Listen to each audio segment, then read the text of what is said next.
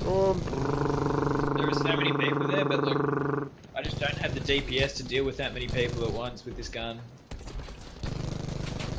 That's a kill. What's going on with this shield?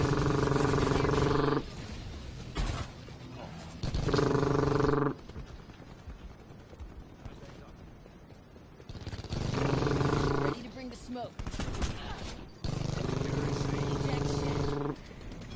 Yeah, it's just like